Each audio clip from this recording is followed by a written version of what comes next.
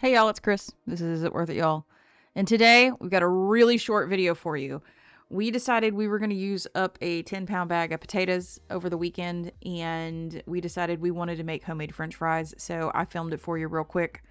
I've done this in the past, but I wanted to have this like standalone video for you. So we ate a ton of these for lunch this day. What else did we have with these fries? I think maybe we had Italian beef sandwiches with these fries. They were fantastic. I'm going to go ahead and start my normal process. So if you want to start taking notes, the normal process that I use to make homemade French fries that actually taste good, cooked all the way through, and are crispy.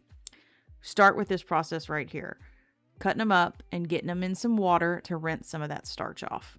You can do it a couple times. I think this one, I only did it once, just to get everything put together and ready to roll because we were hungry and I was ready to be done. So I set this up outside of the garage so we didn't get the house all hot and gross with, like fry grease smell and whatnot. So if you have the opportunity to do this, that's a camp chef in the background. This is a great way to keep the mess out of the house. So this is my favorite way to get all the water off of the french fries. You want to make sure that you dry these french fries before you put them in the oil, because water and oil don't mix and you will hurt yourself. Everything will splash everywhere. And so I do this for every single batch. I dry them real good. I'm stirring the oil just to make sure it's hot enough. I do have a candy thermometer in the lard as well. So make sure that you dry your potatoes. That is the biggest thing here. So this is going to be the first fry. The first fry we go in at 325 degrees. And so we get these all nice and cooked through. Once they're cooked through, then we toss them over here on this drying rack, which we'll do in a minute. And I think this took, I want to say this was 3 batches, and I don't think it was a full 10 pounds of potatoes. I think it was more like 7. So here's me drying another batch. I'm going to take these out. These are done for the first fry at 325. They look done, but they are not done. And then we'll add the next set of french fries, and we'll just continue to do this at the 325 mark until all of the french fries are finished.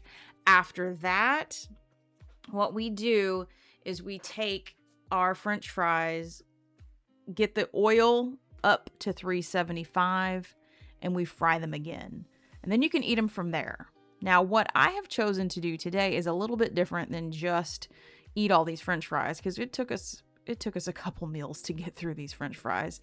We reheated them in the microwave and they were okay, and then we reheated them in the oven and they were way better. So what I'm going to do is I'm going to take some of these french fries from this first batch now that they've cooled off, and we are going to put them on a wax paper lined tray, baking sheet. You can use parchment paper or whatever. But these are the potatoes that just had the 325 degree fry. They did not have the 375 fry. Those are still either in the towel or I'm playing with them in the oil right there. So these we are going to freeze, and then we are going to put them in Ziploc bags. This is how we're going to use these later. So this is like when you get your french fries from the freezer section at Walmart. Same thing, except they're homemade. So these turn out really great and they reheat really well. So I hope you like this. I know it's a quickie, but when you have potatoes that you need to get used up and you want to prep some food for later, it's pretty good. The information for the reheat is in the description below. So like, comment, subscribe. Until we see you on the next one. Bye, y'all.